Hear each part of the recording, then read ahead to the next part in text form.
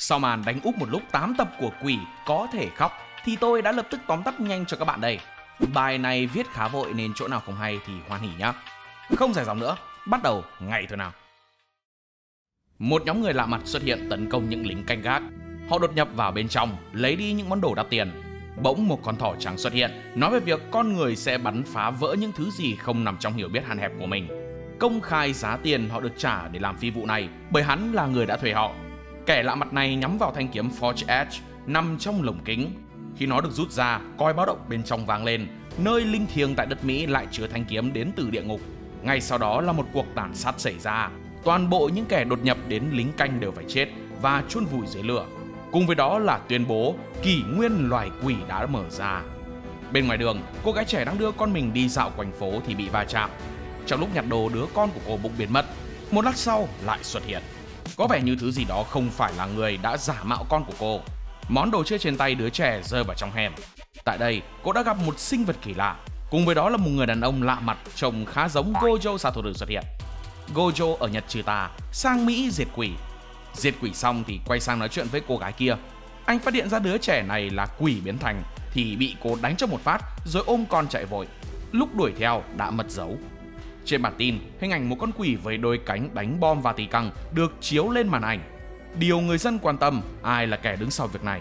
Những kẻ nắm quyền ở Mỹ tuyên truyền họ trung thành và đổ lỗi. Thứ xuất hiện với đôi cánh kia bị xem như công nghệ của Nga. Chính họ là người đứng sau vụ đánh bom tàn ác. Một người nổi tiếng khác lại cho rằng đây là một lũ quỷ đến từ địa ngục, chửi mắng tư bản đang xem thường trí tuệ của dân chúng. Những kẻ quyền lực của Mỹ bắt đầu mở cuộc họp, tranh luận về sinh vật kỳ bí kia. Dù không muốn tin, nhưng họ cũng phải chấp nhận sự thật rằng có quỷ tồn tại và tìm cách phải đối phó. Tiến sĩ Fisher, người đã phát hiện ra thế giới của quỷ đang tồn tại song song với họ, và cầu nối giữa hai thế giới đang bị chặn bởi một sự nhiễu loạn lượng tử. Dù một số cánh cổng vẫn mở, nhưng nó chỉ đủ cho loài cấp thấp vượt qua. Có những loài cấp cao thì không thể, và họ được xem đoạn băng ghi hình cảnh thỏ trắng tàn sát mọi người. Để có thể bắt hắn, Pence, phó tổng thống Mỹ, đã ra lệnh họ đi tìm toàn bộ thợ săn quỷ. Khi lệnh được đưa ra, Duckham đã đi bắt một nhóm người ngay lập tức. Lúc này bên Dante, trời đánh trúng bữa ăn, vừa nhai được món yêu thích thì một chiếc xe tải từ đầu bay tới. Anh đã kịp phản xạ cứu bọn họ khỏi nguy hiểm. Con quỷ hôm qua này xuất hiện trong hình hài người anh trai đã khuất. Dù hơi bất ngờ nhưng vẫn kịp phản ứng. Dù không rõ lý do tại sao chúng muốn cướp sợi dây chuyền của mình đi. Trong lúc giằng co, dù hai tay bị khóa chặt trên tường nhưng anh vẫn dễ dàng đánh bay được hắn. Mỉa mai thật đấy, một con quỷ với cơ bắp đồ sộ vẫn thua con người thấp bé hơn mình. Chỗ đám người bị bắt đã khai ra một cái tên khác biết về hành tung của thỏ trắng. Không phải Enzo cầm xích móc AD team bạn về để cứu đâu nhá. Enzo này là kẻ môi giới trung gian đưa việc cho người khác. Trông hơi bịp nhưng cái gì cũng biết. Chưa bị đánh đã khai hết thông tin mình có. Vì số tiền quá lớn nên Enzo đã bỏ qua việc nghi ngờ về lý do tại sao con thỏ có thể nói chuyện. Cũng không thắc mắc lý do tại sao chỉ muốn thuê Dante. Sau khi biết tên anh, họ đã điều tra nhưng không phát hiện được gì. Những gì Enzo biết đều đã khai ra hết. Pence nói về cử một người đi bắt hắn và gần như chết hết chỉ còn lại một người sống sót. Khi được hỏi về thanh kiếm, Enzo bắt đầu nói về sự tích con quỷ đứng lên vì loài người, đóng cánh cổng địa ngục và chia bùa thành hai mảnh vỡ. Thông tin này của Enzo đã giúp Fisher lý giải được về thanh kiếm. Lúc này Anders tiến vào kể về việc thỏ trắng biết mảnh ghép còn lại ở đâu nên đã dàn dựng một vụ nhưng cuối cùng thất bại, và người được nhắc tới trong câu chuyện của họ đang nhảy nhót theo điệu nhạc. Bên trong Duckham, một lượng lớn lính đánh thuê được tụ họp lại để bắt Dante. Họ không hiểu vì sao nhiều người như vậy chỉ để bắt một con người bình thường. Nhưng khi Ben xuất hiện nói qua về nhiệm vụ và kẻ bị xem là mối đe dọa lớn nhất với khả năng chiến đấu kinh hoàng, Dante nhìn thấy quả đầu trắng nên bọn này cười cợt, cho rằng anh chẳng được gì ngoài việc nhuộm tóc cho họ. Nhưng chỉ riêng một người là không. Anh biết sự đáng sợ của Dante nên từ chối phi vụ này, bảo rằng không số tiền nào đáng để đánh đổi tính mạng. Pence lập tức nói $500.000 cho việc bắt được anh. Nghe giá tiền phát hứng khởi quay lại ngay. Các bạn thấy đấy, có tiền làm phiền thiên hạ, quan trọng bạn có đủ tiền hay không thôi. Phổ biến mọi thứ xong tất cả rời đi. Mary đã giữ lại một người, bắt đầu nói về quỷ và các đặc điểm của chúng khi giả làm người, cũng như lột lớp mặt nạ giả tạo đó xuống để giết. Lát sau, Anders xuất hiện và được giới thiệu như một thành viên mới của đội. Ban đêm, Enzo đến chỗ của Dante thì bị súng chĩa vào đầu. Trong lúc họ tranh luận về phi vụ giả anh được giao, hứa rằng sẽ không bao giờ cố tình đẩy anh vào mấy vụ như thế nữa. Nhưng mà nhóm lính đánh thuê đã chuẩn bị đột nhập và anh thì đã biết thừa điều đó và chuẩn bị cho chiến đấu. Enzo định thuyết phục anh đưa sợi dây chuyền ra trong hòa bình. Với mọi người, đây là thứ mở cổng địa ngục. Còn với Dante, nó lại là kỷ niệm với mẹ, nên không ai có thể lấy đi được. Đám lính đánh thuê đi vào, người họ thấy đang ngồi trên ghế là Enzo. Còn Dante thì đứng cạnh bàn bia, đánh tung mọi viên bi văng tứ tung, hạ gục vài người mà không cần ra tay. Thằng cha này đúng kiểu vừa đánh vừa nghịch. Còn đứng giữa đội hình xả đạn chung rồi trêu, chúng ta đang bắn ai đấy. Vừa tiêu diệt đám này thì đám khác lại tới. Tất nhiên cũng không khá hơn là bao. Đang sung thì bị một thằng khác bắn giữa bụng. Cứ tưởng đầu chết, nhưng trời sinh cơ thể hồi phục hơi nhanh nên vẫn sống. Dante bảo rằng anh không tự gọi mình là siêu anh hùng đâu, nhưng mẹ mày thì có đó. Sau khi đánh bại gần hết đám lính đánh thuê, Mary đã bảo đội mình chuẩn bị sẵn xe tải, sau đó lao vào bên trong, dùng người khác như tấm bia để né đòn công và sử dụng sợi dây leo để cướp lấy dây chuyền rồi chạy trốn. Cả hai đã có một cuộc giật đuổi xả súng trên tầng thượng. Mary cho rằng anh là quỷ khi viên đạn chống quỷ nổ tung trong cơ thể anh, xé toạc chiếc áo thun chỉ để nhìn thấy gen của quỷ. Tiếc là chỉ có cơ bắp sau mũi lộ ra. Khi bị bảo là lai quỷ, Dante đã tức giận mà quên đánh giá tình huống, chỉ sử dụng sức mạnh cơ bắp vượt trội mình có để giành lại dây chuyền. Cuối cùng thất bại thảm hại và bị giam trong xe. Câu chuyện quay về ngày còn nhỏ của Mary khi cô đi xem phim cùng với bố mẹ và trở về nhà. Họ đã gặp một con quỷ. Trong lúc chạy trốn, Mary đã dừng lại, mơ tưởng mình sẽ đi giết con quỷ đó. May mắn tàu đi ngang chứ không có triple kill rồi. Lúc về họ đã đi khai báo về sự việc này nhưng không ai tin. Bố của Mary cũng dần thay đổi, điên cuồng với việc nghiên cứu về quỷ mà bỏ rơi gia đình mình. Quay lại với thực tại, Dante bắt đầu nói về việc họ vi phạm hiệp định Geneva. Cũng có nhớ về luật pháp đấy, nhưng nó dành cho người thôi. Lai quỷ thì nằm ngoài phạm vi rồi. Enzo nghe thế thì bảo mình là con người. Mary khuyên anh gửi thư lên Liên Hợp Quốc đi, biết đâu họ lắng nghe. Dây chuyền của Dante được đưa cho đội tiến sĩ để ông nghiên cứu trước. Ông bắt đầu nói về những định lý mà không ai hiểu được. Mary thấy hai người kia trông hơi vui vẻ nên gai mắt, ấn nút phóng hỏa khiến cho người lái xe xém chút gây tai nạn.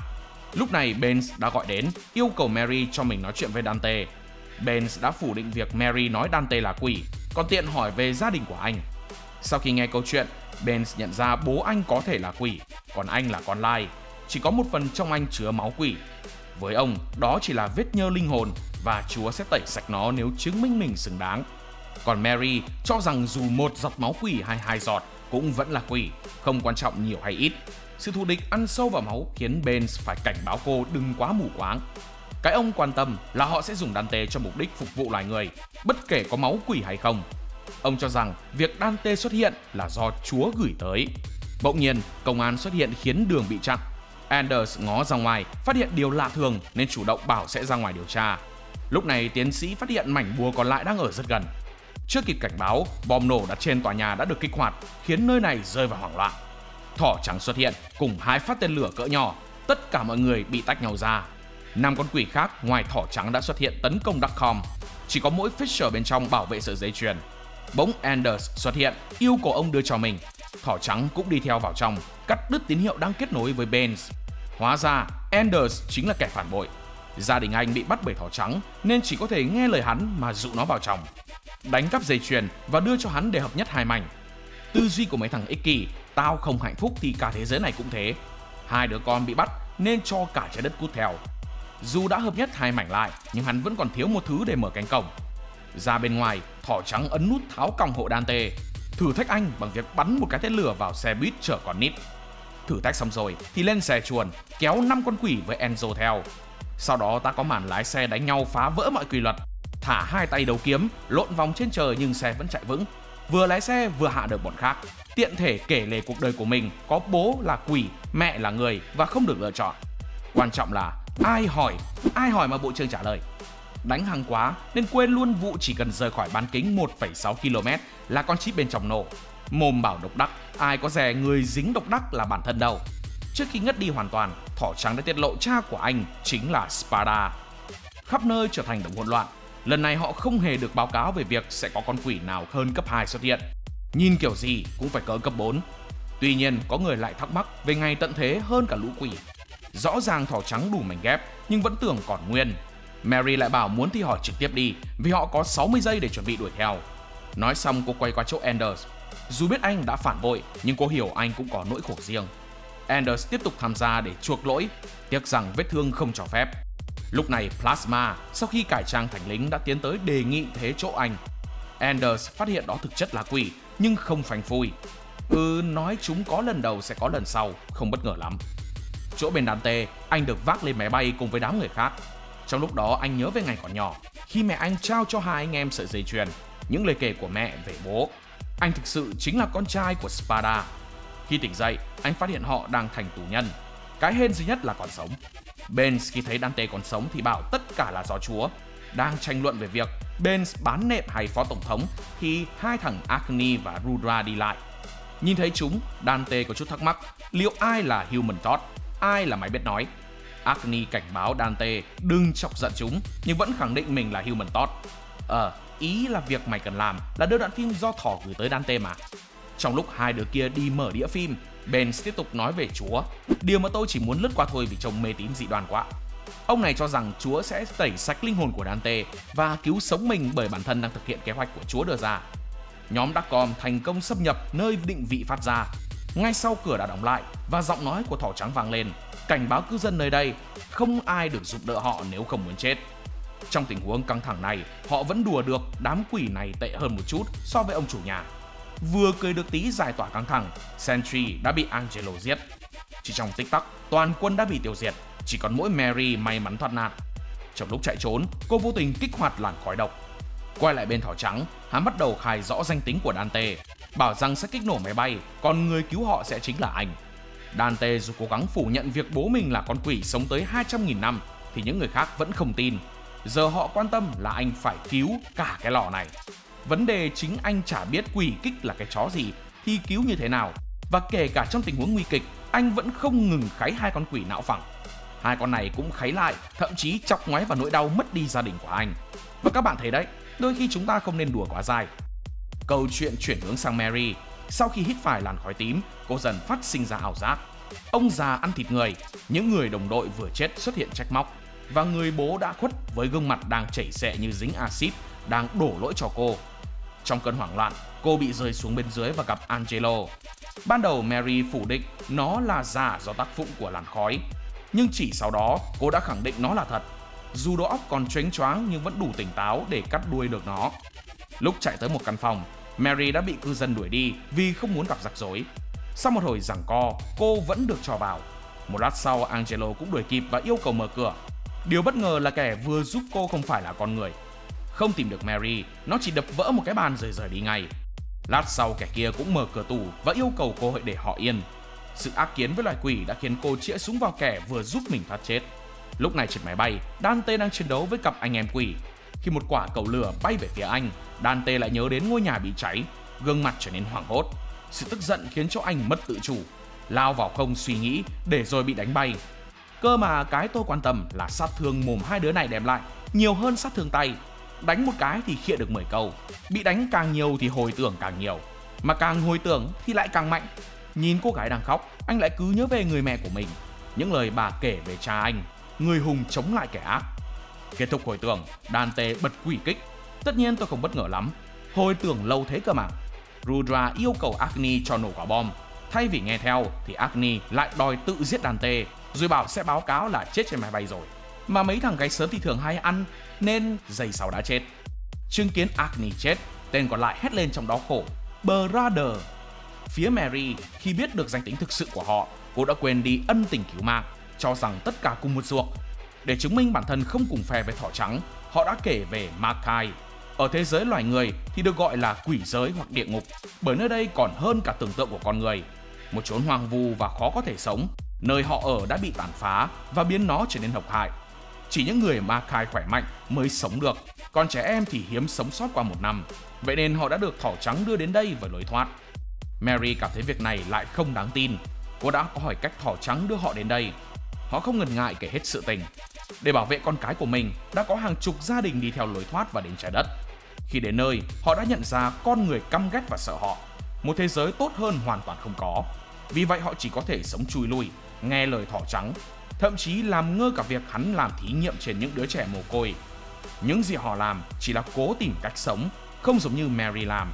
Trước đây, cô sẽ không ngu ngốc tin vào lời quỷ, nhưng sau khi trải qua nhiều thứ, có lẽ cách nhìn của cô đã khác đi. Mary hứa sẽ đảm bảo an toàn cho họ lẫn những người khác. còn bản thân và đội cứu hộ vẫn sẽ đi săn thỏ. Rudra tức giận vì anh mình bị giết. Hắn đã ấn nút cho nổ máy bay để trả thù. Họ la hét ôm chặt lấy nhau, còn tên phó tổng thống thì cầm thánh giá và cầu nguyện. Cho hỏi tí, con người rơi khỏi máy bay với tốc độ 160 km/h thực sự có thể cầu nguyện mở mắt la hét và nói chuyện à? Thằng Dante còn vớ được mảnh vỡ ném về phía Rudra, mắng chửi hắn mọi việc chưa xong đầu. Thằng kia cũng không vừa nốt, thậm chí còn cấm Dante chết vì muốn tự tay giết anh. Nói xong thì bỏ đi luôn. Kiểu là cay quá thì sao không giết luôn đi, vòng vèo thế. Quay lại bên Mary, trong lúc tìm lối thoát, cô bị mấy cái dây leo trong thang máy của Echidna đuổi theo. Angelo cũng phát giác ra cái gì đó. Nhỏ Echidna cố gắng cậy cửa thang máy để bắt Mary. Ai dè thì cũng thấy là bản mặt khắm lọ của thằng đồng nghiệp. Bực quá nên đuổi theo Angelo đi làm nhiệm vụ khác, còn bản thân tự kiếm Mary. Phía bên ngoài khu nhà, đội hỗ trợ đã xếp hàng dài và tập hợp đầy đủ. Người tham gia thị trường lao động thay vì quan tâm sự an toàn của bản thân thì họ quan tâm về tiền lương làm thêm giờ mà tư bản trả là bao nhiêu. Chắc do cửa chưa mở nên còn chịu được. Ở phía bên dưới, Angelo đi vào khu ổ chuột của bọn quỷ. Khi thấy hắn, chúng tỏ vẻ vui mừng vì sắp được chiến đấu. Còn ở chỗ Mary thì không rõ vừa mới chui ra từ cái hốc nào. Trông chật vật phết. Cửa không mở được theo cách thường nên đập nó để mở luôn. Và bên trong thì thấy mấy con quỷ đang nằm trên giường bệnh, cố an ủi bản thân đang dính thuốc nên gặp ảo giác. Khi thấy một con quỷ cầu xin hãy giết mình, cô đã dò dự nhưng vẫn ra tay giải thoát cho nó. Lúc này một người đồng đội của cô xuất hiện, nhắc cho ai quên thì thằng này là quỷ hóa thành và Mary chưa nhận ra, rồi quay qua đám người bị rơi khỏi máy bay. Đúng là quy luật thời gian chả là gì trong thế giới ảo. Qua bao lâu rồi vẫn chưa rơi chết. Thằng Enzo yêu cầu Dante làm gì đó đi, nhưng vấn đề chính là Dante không biết làm gì. Xin gợi ý thì thằng cha kia không biết thế nào nốt. Bảo Dante hóa quỷ hay anh hùng với áo giáp bay hay dù trong thắt lưng gì đấy. Idea nghe ngu quá nên Dante lơ luôn. May sau trong cái khó ló cái khôn. Anh hùng thì không qua ải mỹ nhân nên đàn bà cứu trước đàn ông tính sau. An ủi cô gái bảo không sao đâu, dù đây thì cũng là lần đầu đi máy bay với xài dù cứu hộ. Tôi nói thật, chứ ông im mẹ mồm người ta còn thấy an tâm hơn đó. Cứu được 3-4 người bằng dù rồi hóa quỷ. Đoạn này tôi muốn xem tiếp nhưng studio truyền cảnh qua Mary rồi. Nhỏ này hỏi sao thằng kia thoát được thì thằng đó bảo do may mắn. Giọng điệu như mấy thằng bảo chỉ yêu mình em nhưng rủ 3 em hẹn hò cùng coi một bộ phim Kung Fu Panda. Hay cái là Mary vẫn tin, vẫn cùng nhau đi tìm con thỏ quái đản kia. Và Mary kể về việc gặp gia đình quỷ, tam quan được khai mở, không còn quá ác ý với quỷ nữa, kiểu biết phân biệt quỷ vít quỷ giáp rồi. Thằng kia thì vẫn áp đặt tư tưởng quỷ chỉ là quỷ. Mày là quỷ mà nên nín dùng. Nói hăng quá lỡ mồm spoiler mình là quỷ luôn. Thế là hai đứa này choảng nhau. Lúc sắp thua, Mary đã đòi thương lượng. Cô sẽ giúp hắn xâm nhập vào Darkcom miễn bản thân còn sống. Echidna lúc này đã xông vào, tiện thể găm mấy cái gai độc vào Mary do plasma hóa thành. Nhỏ đâu có ngờ bản thân bị bắn đứng đầu. Rồi quay về Dante, điều kiện để kích hoạt quỷ kích chắc là hồi tưởng hay sao ấy. Hồi tưởng xong cái hóa thành dạng quỷ kèm đôi cánh để cứu người. Đang cứu thì binh sĩ óng ẻo không chịu, men nóng tính cho cút luôn thì lại bám vào để được sống. Cứu được hết mọi người thì Rudra xuất hiện và hai đứa đánh nhau. Dante đang nóng máu tự nhiên có cái bao cát xuất hiện cho chút giận. Khi chuẩn bị giáng đòn kết liễu, có vụ nổ lớn thu hút sự chú ý của anh. Vụ nổ này phát ra từ chỗ Mary. Trước đó cô đã vào được phòng quan sát để chuẩn bị mở cửa, nhưng bên trong cũng có một cái camera khác đã phát hiện ra cô, khiến cho cánh cửa tự động mở ra. May mắn Mary kịp phát hiện để cảnh báo về cái bẫy. Dù vậy vẫn khiến hai người hy sinh. Sau đó cô dùng mic để gửi lời tới toàn bộ ma khai trong khu nhà, dùng lời lẽ bảo đảm trấn an họ. Lần đầu tiên cô chấp nhận sự thật con người cũng đã tổn hại đến quỷ. Nếu cô phát hiện sớm hơn thì không có vụ này rồi. Dù vậy những người đồng đội khác vẫn khá thắc mắc. Mary giải thích họ cũng chỉ là bị hại, miễn không tổn thương nhau thì không có lý do gì để ra tay. Đây chính là cách cô trả ơn cứu mạng. Khi đi lên tầng trên, Dante và Rudra cũng vừa mới tới thông qua đường cửa sổ một cách khá thô bạo. Rudra chuẩn bị giết Dante thì Mary xuất hiện, bất ngờ cho viên đạn vào đầu, thế là hết vai đi nhận cơm hộp. Lúc này cả hai cùng chung một mục đích là chiếc vòng cổ. Dante cũng thừa nhận mình là nửa quỷ, vừa mới biến hình và tới đây vì tiếng nổ. Còn Mary luôn đi theo định vị mà không nghĩ rằng nó đã bị tháo ra. Một cú chơi khăm đến từ thỏ trắng khiến cô xả súng loạn xạ giỏ cáu. Thông qua chiếc máy trông như cái điện thoại, thỏ trắng đã xuất hiện để chào hỏi. Hắn yêu cầu Dante tới đây nhưng Mary cảm thấy không hợp lý. Dù đã có đủ bùa và kiếm, nhưng cánh cổng không hề được mở ra. Sau một hồi phân tích, Mary nhận ra thỏ trắng cần máu của Dante nên mới để anh sống. Hắn vẫn ra lệnh bắt buộc cho Dante đến trong 30 phút và không được ai đi theo, nếu không sẽ tấn công thành phố. Ở chỗ Benz, ông ra lệnh cho họ tiêu diệt hết tất cả con quỷ. Plasma nhìn thấy sự việc qua màn hình theo dõi, tức giận vì sự tráo trở của loài người, nên nhấn nút tự hủy tòa nhà, kéo theo tất cả chôn vùi cùng với dân Ma Khai. Được Dante cứu thoát khỏi vụ nổ, Mary nhớ về ngày còn bé, gương mặt tức giận của cha bởi những thí nghiệm về quỷ, nước mắt của người mẹ vì chồng đã mất nhân tính. Đứa con gái bé tuổi chỉ có thể bất lực mà chịu đựng. Trong khoảng thời gian đau khổ đó, đã có một đứa trẻ giang tay về phía Mary, cùng cô chơi đùa, trốn tìm, đuổi bắt. Thời gian vui vẻ kéo dài không lâu. Khi về nhà, cô nghe thấy tiếng giằng co của bố mẹ. Người cha hiền lành tự biến đổi bản thân thành quỷ, điên loạn mà cắn xé mọi thứ. Căn nhà bốc cháy, chôn vùi tất cả bên trong ngọn lửa. Cuối cùng chỉ có mỗi Mary chạy thoát. Đứa trẻ mồ côi nhút nhát, bị bắt nạt bởi những người trong trại nhưng không thể phản kháng. Bất kỳ ai trong đó cũng đều tỏ ra khó chịu và thù hằn. Bên cạnh cậu chỉ có mỗi một cuốn truyện để an ủi, và chính trang sách này khiến cuộc đời cậu nhóc rẽ sang hướng khác. Cậu rời khỏi cô nhi viện, đi thẳng vào cánh cổng bí ẩn. Thứ chào đón cậu là con quái vật gớm ghiếc. Trong lúc chạy trốn, cậu được một người lạ mặt cứu. Khi tới nơi họ sinh sống, bởi vì hình dáng kỳ lạ mà được bọn trẻ chú ý. Bù lại, những người ở đây lại rất yêu quý cậu. Không còn những trận đòn, thứ cậu nhận được là sự vui vẻ và hạnh phúc. Mỗi lần vui chơi bên ngoài, họ đều phát hiện thêm những thứ mới lạ. Lần này những đứa trẻ đã nhìn thấy hòn đảo lơ lửng, những con quỷ dữ tợn, những Ma Khai bị giam cầm. Để giúp họ thoát khỏi nơi tràn đầy khí độc này, cậu đã dành nhiều năm trời để phát minh ra thiết bị mở cổng đến thế giới khác. Đứa trẻ năm nào giờ đã lớn, đưa những người cứu mang mình tới một nơi tốt hơn. Cùng lúc này, Mary đã tham gia Darkcom. Trong một lần triệt phá đường dây mua bán quỷ, họ đã phát hiện ra căn cứ quỷ sống. Khi cậu bé mở cổng lần nữa để chạy thoát khỏi sự tấn công của các loài khác, cậu đã gặp Mary và nhìn thấy xác của 3 người khác. Cậu đã giải thích họ chỉ mong muốn có nơi an toàn chứ không hề có ý gì. Nhưng Mary cho rằng chỉ có tiêu diệt hết lũ quỷ thì mới an toàn. Trong lúc giằng co, họ quên mất cánh cổng vẫn còn mở. Con quái vật đã theo đó mà tiến vào thế giới con người. Toàn đội Darkcom xả đạn để tiêu diệt nó. Những người Ma Khai khác cũng bị cuốn vào. Cuối cùng tất cả đều chết. Chỉ còn mỗi cậu giữa đống xác chết. Sự hận thù và đau khổ đan xen. Cậu bé mồ côi từng rất lương thiện, giờ đây biến thành con thỏ trắng ác độc, tìm cách tiêu diệt Darkcom để báo thù cho những người đã cứu mang mình. Thỏ trắng mở cổng quay về lại địa ngục, đến gặp một tên khác, đưa sợi dây chuyền cho hắn để chuẩn bị bước đầu cho kế hoạch mở cổng. Bây giờ thứ chúng cần là máu của Dante nữa là xong. Khi nhìn thấy thanh kiếm của Spada, hắn cho rằng thỏ trắng không xứng đáng để sử dụng. Con thỏ trắng lại ẩn ý về thân phận thực sự của hắn và bảo rằng mình dùng nó để sửa chữa lỗi lầm của chủ nhân thanh kiếm, giải thoát Ma Khai khỏi kiếp nô lệ, sau đó trở về thế giới loài người và ra lệnh cho những tên tay sai chuẩn bị nghênh đón Dante. Còn chỗ thằng Dante vừa cứu mỹ nhân thì bị mỹ nhân đánh do ném mỹ nhân qua cửa sổ. Còn vế anh hùng tuyệt vời bị lược bỏ, đã thế còn bị bảo lắm mồm. Cãi xong thì Mary chuẩn bị đến đâm con thỏ vãi ra quần. Dante đã ngăn cô lại. Cô nói về sứ mệnh bản thân. Cũng không phải sứ mệnh đâu, tôi nói cho hợp hoàn cảnh thôi. Để thuyết phục Mary, nhưng vấn đề là trông nhỏ có quan tâm không? Chắc chắn là không rồi. Thế là nhốt Dante vào xe để thỏ trắng không lấy được máu. Bản thân thì chĩa súng vô mồm dân lành cướp xe. Cướp xe xong đi trên đường còn bắn lủng lốp xe của người làm công ăn lương. Cái này có tính là công an đánh dân không? Phía đám thỏ trắng thì đang ngồi đợi từng giây tới lúc Dante xuất hiện, thậm chí còn thủ sẵn thế chuẩn bị vào.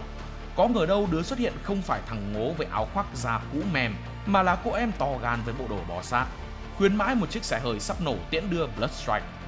Tất nhiên, Mary đến chỉ đàm phán. Cô yêu cầu thỏ trắng ra bùa hộ mệnh, nếu không sẽ thiêu rụi Dante.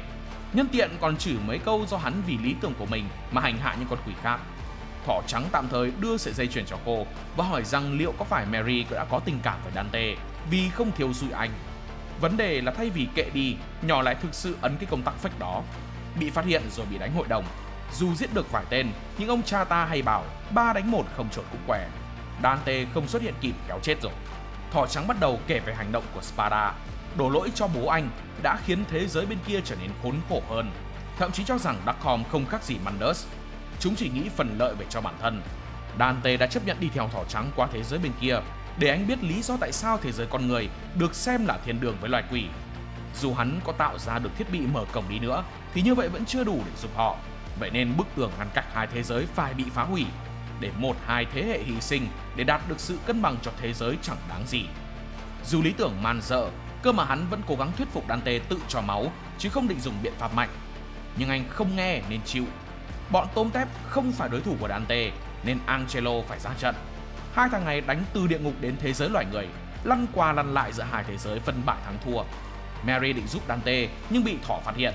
Hắn để tất cả phụ Angelo tấn công Dante, còn bản thân đi chăm sóc Mary. Đối diện với cái chết, cô đã bóc mẽ sự thật về hắn. Cô cho rằng điều hắn quan tâm chính là Darkholm chứ không phải là chiến đấu giải thoát Makai. Hắn lại biện bạch rằng bản thân biết rõ điều mình làm gây nỗi đau cho họ, nhưng ít ra vẫn đỡ hơn là để rơi vào tay con người. Những gì hắn làm chỉ là đang bắt chước theo kẻ thù của mình. Rõ ràng, Mary phủ nhận việc Darkholm lạm dụng trẻ mồ côi, nhưng cô quên mất bản thân lại chính là trẻ mồ côi, được chiêu mộ sau khi mất hết gia đình. Lúc này, hắn đã cho cô biết danh tính thực sự của hắn, nhắc lại tội lỗi cô đã gây ra. Dù cố biện minh, nhưng cô cũng nhận ra mình đã sai lầm khi ra tay với họ mà không phân rõ trắng đen. Và khi nói về sự tàn độc của hắn, thứ cô đem ra so sánh không phải là quỷ. Sự điên rồ tàn nhẫn ấy chỉ có ở loài người.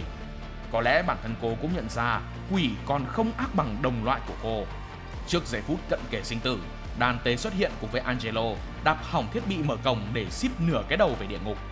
Khi quay lại nhìn Thỏ Trắng, Dante hơi bất ngờ chút, nhưng anh cũng nhanh chóng hạ gục hắn để giành lại đồ của mình. Thỏ Trắng cắt đứt sợi dây chuyền và rơi xuống, máu đỏ hòa cùng với dòng nước. Nhưng mọi chuyện chưa hề kết thúc ở đó. Enzo xuất hiện cùng với Benz, đi kèm với đó là lời nói ẩn ý. Đây là bước đầu cho cuộc thánh chiến, sẽ còn nhiều cuộc tấn công nữa. Những chiếc trực thăng đang soi đèn xuống mặt biển tìm kiếm xác của Thỏ Trắng. Ở phía đó không xa, Bloodstrike ban nãy bị Mary cho nổ tung cùng với chiếc xe hơi đang cố bỏ lên giữ mạng. Nhưng Thỏ Trắng đã xuất hiện để ăn thịt hắn, biến mình thành một con quỷ. Mấy cái xác bị Dante giết, may mắn được Benz cho lên báo để giật tít như mấy cái báo lá cải. Mary thì hỏi liệu Dante sẽ làm gì với cái dây chuyền. Hỏi cho thuận mồm, chứ bảo Dante giao ra vì cô biết sẽ còn nhiều người tới cướp lấy, và anh thì không thể bảo vệ được. Mary cho rằng Benz sẽ làm mọi thứ để bảo vệ thế giới này, còn trong mắt Benz, tất cả mọi việc xảy ra đều là lỗi của cô. Với ông, cô chỉ là một con chó cái đầy bạo lực được huấn luyện để làm nhiệm vụ. Trong lúc mọi người đang tập trung việc của mình thì Anders lại lén lút đi tới chỗ thiết bị mở cổng. Mary với Dante lại chuẩn bị đánh nhau vì bùa hộ mệnh. May mắn có Enzo can thiệp trước khi máu đổ. Benz thì trách móc Mary do cô không lấy được thanh kiếm, thậm chí sự hy sinh của đội cô cũng bị nói thành hoàn thành ý của Chúa, và họ là những vật hy sinh. Nhìn thấy sự thay đổi của Benz, cô đã không nói thật vị trí của bùa. Cô mặc Dante nói dối. Benz yêu cầu Dante phải chuộc lỗi lầm do huyết thống gia đình anh gây ra. Khi Dante từ chối, ông đã ra lệnh cho toàn đội chặn anh lại. Còn chưa kịp ra tay, Thỏ Trắng sau khi bơm máu quá liều đã nhảy tới tấn công, tiêu diệt gần như một nửa lực lượng. Số người còn lại bảo vệ đưa Benz rời đi. Dante hỏi Mary về viên đạn chống quỷ, nhưng cô bảo rằng Thỏ Trắng còn quá nhiều ADN người nên không có tác dụng. Cơ mà Dante cũng nhiều ADN người vẫn nổ đùng đùng còn gì. Trong lúc hai người trốn sau xe giằng co về việc làm sao để phá vỡ cái van bơm máu thì hắn đột nhiên xuất hiện, đánh bay Mary. 1v1 với Dante, nhờ vận động quá mức cái van bơm máu chưa ai đụng vào đã có dấu hiệu nứt. Hắn thì không quan tâm lắm, bởi mở được cổng thì chết cũng được. Lúc này đây, Enzo xuất hiện định đâm bể cái van máu, cuối cùng chầu trời. Sao ông nghĩ ông có thể đâm được con quỷ kia khi chỉ tới cao tới chân nó vậy? Chắc studio bảo chết để giúp Dante bật được ấn quỷ đúng không? Lên được ấn lại lao vào đánh nhau tiếp. Đang đấu kiếm thì bị Thỏ ném bay xuyên qua mấy bức tường. Loài người thay vì tìm nơi an toàn thì đứng hóng chuyện do họ nghĩ họ chết mà biết chuyện còn hơn sống mà không biết gì. Lên được ấn tưởng như nào, qua được 3 phút mất ấn, Mary kịp thời ứng cứu chứ không cũng chết. Tốc độ trực thăng chậm hơn tốc độ Thỏ chạy nên chẳng bao lâu đã đuổi kịp. Một lần nữa đánh bay hai người mỗi người một nơi. Cuối cùng Thỏ Trắng đã thành công thu thập máu, giúp thanh Spada trở về hình dáng thật của nó. Khi Dante còn đắc ý vì nghĩ rằng Thỏ Trắng không thể nào kích hoạt được bùa hộ mệnh bởi anh trai mình đã chết, thì giây sau tiết lộ Virgil vẫn còn sống. Lúc đâm xuyên kiếm qua cơ thể Dante, hắn vẫn còn hỏi rằng anh cảm thấy thế nào khi tái ngộ lại với anh trai. Bầu trời như bị xé toạc, cánh cổng thành công được mở ra, màu đỏ của máu bao trùm lấy toàn bộ thế giới. Nhưng con quỷ xuất hiện sát hại người dân. Trước khi Thỏ Trắng kịp ra đòn kết liễu cuối, Mary đã dùng viên đạn chống quỷ bắn bể van máu. Còn Dante khi nghe Virgil vẫn sống thì như được bơm tiết gà lao vào chém đôi Thỏ Trắng. Tôi chỉ hơi thắc mắc là có phải anh muốn lên dạng quỷ thì có cần phải có kích thích gì đúng không? Giết được kẻ chủ mưu xong thì lấy 2 mảnh vỡ ra khỏi cây kiếm, đóng cánh cổng địa ngục lại. Sau khi hoàn thành mọi việc, Dante đã ngỏ lời hợp tác với Mary để tìm anh trai mình. Dù không quá tin vào lời Thỏ Trắng, nhưng anh vẫn muốn thử. Mary trước mặt thì đồng ý, sau lưng lại dùng thuốc mê lên anh. Cô vẫn cho rằng Benz nói đúng về Dante. Dù anh có ra tay cứu giúp bọn họ, thì dòng máu của anh vẫn quá nguy hiểm, Điều này là tai họa lớn cho thế giới. Dù nghĩ vậy, nhưng Baines đã mở cổng cho thế giới địa ngục bằng thiết bị của Thỏ Trắng. Trước đó, ông đã phát hiện sự kỳ lạ của Anders, lại nhải về kế hoạch của Chúa đưa ra và cảm ơn Chúa vì giúp ông sống khi rơi khỏi máy bay với 2 bàn tay trắng. Đẩy Anders khỏi trực thăng rồi bảo để xem ác quỷ có cứu anh không. Thật đấy à? Này được gọi là mê tín dị đoan không? Người cứu ông là con quỷ lai người mà 1 giờ trước ông định giết cơ mà Baines. Sau khi mở được cổng thì ta có màn thanh lọc địa ngục. Dante thành vật thí nghiệm, kiếm Spada với bùa hộ bị niêm phong. Gen Z tham gia chiến tranh thì cầm điện thoại check-in chụp hình với dòng trạng thái Mỹ đã đến địa ngục. Hôm nay đi săn được em quỷ. Họp báo công khai về sự nguy hiểm mà họ sắp phải đối mặt. Nhưng cái tôi thấy là bọn này mở được cả cái trụ sở giam giữ to ngang cái Nhà Trắng tại địa ngục, khai thác được đống mỏ, bắt giam Makai. Dưới sự tàn bạo của quân đội loài người, vua Mandus đã cử người giải phóng cho tù nhân. Và ở cuối phim, người bí ẩn đưa máu cho Thỏ Trắng chính xác là Virgil, người anh trai mất tích của Dante, hiện đang dưới trướng Mandus. Cái kết mà studio làm ra hiện là kết mở. Mọi thứ vẫn còn đang dang dở. Vì sao Virgil lại sống dưới địa ngục và phục vụ cho Mandus, kẻ thù của cha mình? Dante liệu có thể thoát được phòng thí nghiệm? Baines rốt cuộc là ai? Tất cả những điều này có lẽ sẽ được giải đáp ở phần sau. Các bạn thấy sao về phần phim này của Devil May Cry? Hãy để lại cảm nghĩ của mình xuống phần comment phía dưới để cùng thảo luận nhé. Còn bây giờ thì nếu thấy hay, nhớ để lại một like và một share để ủng hộ chúng mình. Đừng quên bấm nút subscribe kèm theo nút chuông thông báo và nhớ đăng ký cả hội viên để không bỏ lỡ những video hấp dẫn phía sau. Cảm ơn các bạn đã xem video. Hẹn gặp lại trong những video tiếp theo. See ya!